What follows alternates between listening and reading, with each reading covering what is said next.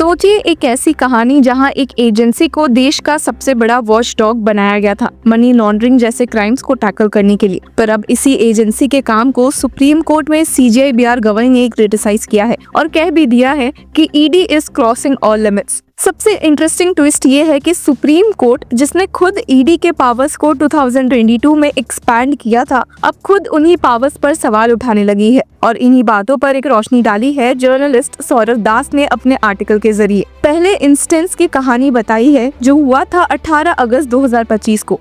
Supreme court के अंदर Tamil Nadu government और ईडी के बीच एक इंटेंस टग ऑफ वॉर चल रही थी।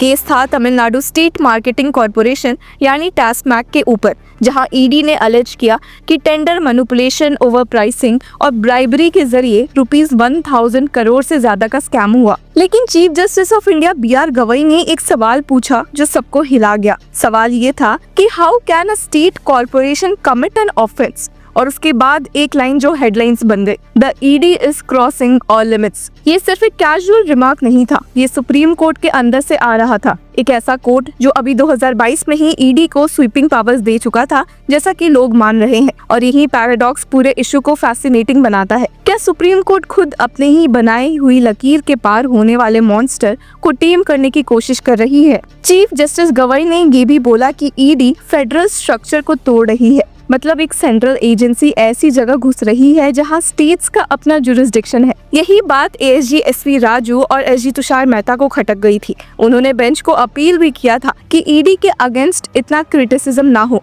क्योंकि वो क्रिटिसिज्म पर्कुलेट होके लोअर कोर्ट्स तक पहुंच जाता है। लेकिन सीजेआई बीआर गवाई ने क्लियर किया कि we are only on facts. अब जर्नलिस्ट सौरभ दास लिखते हैं कि ये आइसोलेटेड इंसिडेंट नहीं है। पिछले 3 सालों में ट्रायल कोर्ट से लेकर हाई कोर्ट्स तक ने ईडी के एक्शंस को ऑपरेसिव, विंडिक्टिव एंड वेंजफुल तक कहा है। जजेस ने बार बार बोला है कि ईडी सुपर कॉप नहीं है और वो can't act like a crook. एक शॉकिंग एग्जाम्पल आता है सुरेंद्र पनवार केस से। जनवरी 2025 में सुप्रीम कोर्ट ने ईडी को रिब्यूक किया क्योंकि उन्होंने पनवार को 15 घंटे रात भर इंट्रोगेट किया था। अब जस्टिसेस ने बोला कि this is not the way to treat people, you have virtually forced a person to make a statement. Shocking state of affairs. Punjab and Haryana high court ने तो पहले ही डिक्लेयर कर दिया था कि overnight questioning against the dignity of a human being है और ईडी को ऑर्डर दिया कि अपने ऑफिसर्स को सेंसिटाइज करे और इंश्योर करे कि investigation as per basic human rights established by the United Nations हो। और ये कोई अकेले की घटना नहीं थी। अप्रैल 2024 में बॉम्बे हाई कोर्ट ने ईडी को एडमॉनिश भी किया था कि किसी भी इंसान के सोने का हक, a basic human requirement, violate करना एक्सेप्टेबल नहीं है। मतलब कोर्ट्स को, एजेंसी को ये सिखाना पड़ रहा है कि इंसान को सोने का राइट है।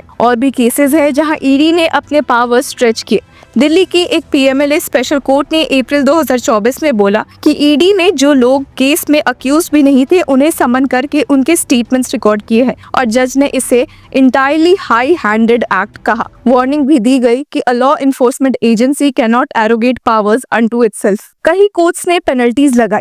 जैसे जनवरी 2025 में बॉम्बे हाईकोर्ट ने ईडी के कंडक्ट को a classic case of operation in the garb of implementation of PMLA कहा और ₹1 लाख का फाइन लगाया था, जो कि लेटर सुप्रीम कोर्ट ने वेव भी कर दिया था। एडवोकेट निपुण सक्सेना खुद कहते हैं कि there is a consistent pattern of the ED infringing on people's fundamental rights, the process is the punishment. अब ईडी अपना डिफेंस ये बोलकर करती है कि उनका कन्विक्शन रेट ओवर 94% है, लेकिन पार्लियामेंट के सामने जो फिगर्स रखे गए थे वो सिर्फ 6.4% थे 2019 से 2024। डिफरेंस ये है कि ईडी अपने सिलेक्टिव 53 केसेस को बेस बनाकर सक्सेस रेट दिखाता है। मतलब कहानी डेटा मैनिपुलेशन की भी है। और इसीलिए जर्नलिस्ट सौरभ दास लिखते हैं कि कोर्ट्स और एक्सपर्ट्स बार बार पॉइंट करते हैं कि ईडी अपने लीगल बाउंड्रीज को स्कर्ट करता है और प्रोसीजरल लूप होल्स का मिसयूज करता है। एक और बड़ा इशू है जुरिस्डिक्शन और फेडरलिज्म का। एमटेक ऑटो ग्रुप अरविंद धाम केस में ईडी ने गुड़गांव से अरेस्ट करके दिल्ली में प्रोड्यूस किया। ये सवाल खड़ा हुआ कि can the ED lawfully arrest a person in one state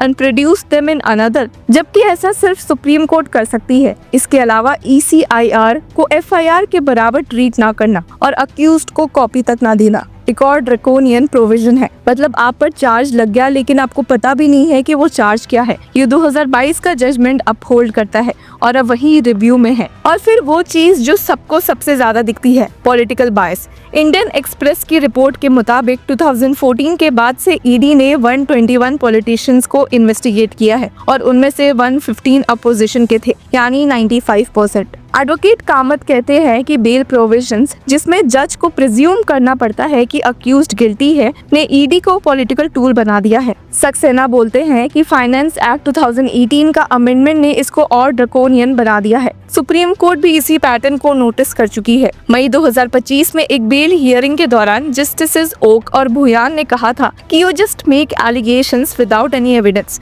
the investigation will go on till eternity, you have made the process a punishment. और एक और बेंच ने ईडी को वार्न किया था, act in a transparent above board manner and not vindictive. यही सब देखकर एक आयरनी सामने आती है। वही सुप्रीम कोर्ट, जिसने 2022 में विजय मदन लाल चौधरी केस में ईडी के स्वीपिंग पावर्स अपहोल्ड किए थे, आज बोल रही है कि ED is crossing all limits और the process is the punishment. CJI BR Gavai ने तो एक हियरिंग में ईडी के काउंसिल से कहा, mister Raju, please don't ask us to open our mouths, let the political battles be fought before the electorate, why are you being used as a. और justice काल ने तो सजेशन दिया था कि एक वेंडेटा डिटेक्शन मैकेनिज्म होना चाहिए ताकि जेन्युइन करप्शन केसेस और पॉलिटिकली मोटिवेटेड केसेस में फर्क किया जा सके। जर्नलिस्ट सौरभ दास लिखते हैं कि ईडी का क्रेडिबिलिटी क्राइसिस इतना डीप हो गया है कि खुद एएसजी राजू को कोर्ट में ईडी के एफिडेविट को डिसोन करना पड़ा था। कोर्ट में बोला गया था कि something hanky panky fishy, something wrong with the ED. तो अब असली सवाल ये है, जब कोर्ट्स बार बार ईडी को ह्यूमन डिग्निटी वायलेट करने, फेडरलिज्म तोड़ने और पॉलिटिकल टूल बनने के लिए रिब्यूक कर रहे हैं,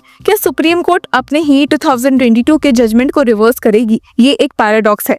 पावर्स ईडी को सुप्रीम कोर्ट ने दिए, उन पावर्स के मिसयूज के लिए अब वही सुप्रीम कोर्ट ईडी को क्वेश्चन कर रही है। Federalism, human rights, political neutrality सब खतरे में है। तो व्यूअर्स, आपकी क्या राय है हमें कमेंट सेक्शन में जरूर बताएं और तब तक के लिए कीप फॉलोइंग लॉ चक्रा।